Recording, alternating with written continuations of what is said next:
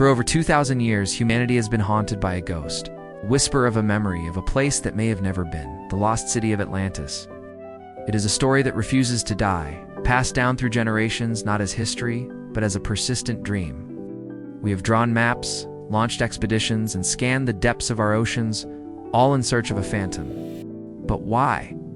Why are we so obsessed with a sunken city from a philosopher's tale? The answer is not buried in the depths of the sea. It lies in the depths of our own collective memory. Because Atlantis is more than a place. It is a primordial echo of a truth we all fear, that even the greatest civilizations can vanish without a trace. Our journey begins in ancient Athens, around 360 BC. With the philosopher Plato, in his dialogues Timaeus and Creatus, he gives us our only original account.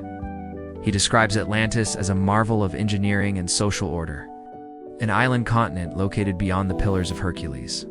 It was a city of concentric rings of land and water, connected by massive canals and bridges. Its temples were adorned with silver and gold, its people the descendants of the sea god Poseidon himself. For generations, they were a noble society, just and virtuous, living in a state of unparalleled prosperity. But, as Plato tells us, their divine nature weakened. It was diluted by mortal greed. Arrogance replaced wisdom, power replaced justice, as they waged an unprovoked war against Athens, and in doing so, they sealed their fate. The gods, angered by their hubris, unleashed a terrifying punishment. Plato's words are chillingly precise.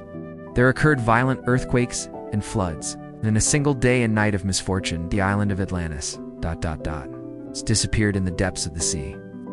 For centuries, Plato's story was seen as just that, a story, a fable to warn against the dangers of imperial pride.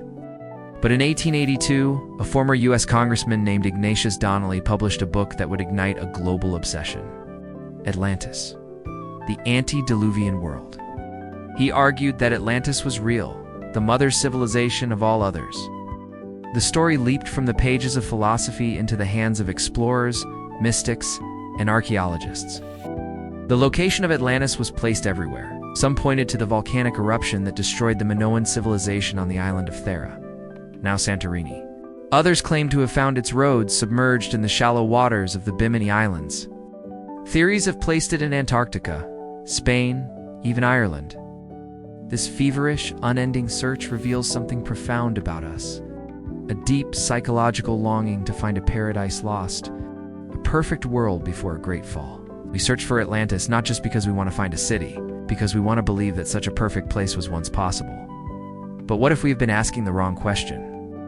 What if the search for a physical location is a distraction from the story's true purpose? The power of Atlantis lies not in its potential reality, but in its potent symbolism.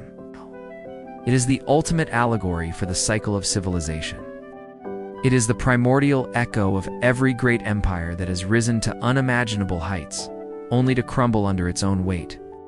Atlantis is the story of the Roman Empire, whose engineering marvels could not save it from internal decay. It is the story of the Mayan civilization, whose magnificent cities were mysteriously abandoned to the jungle. It is the story of every society that believed itself invincible. The myth of Atlantis is a mirror, forces us to confront the fragility of our own world, a world of incredible technological advancement, but also of great hubris and division. It is a timeless warning that echoes from Plato's age to our own. Perhaps the treasure of Atlantis is not gold or lost technology, but the lesson its story holds. We continue to scan the ocean floor for a ghost, when the real ruins are the ones we risk creating ourselves. The story of a great civilization that became a victim of its own success is more relevant today than ever. The search for Atlantis, then, should not be on a map. It should be a search within. An examination of our own society, our own choices, our own pride. Because the greatest lost city is not the one buried beneath the waves. It is the potential for a better world that we fail to build, and the wisdom from the past that we fail to hear.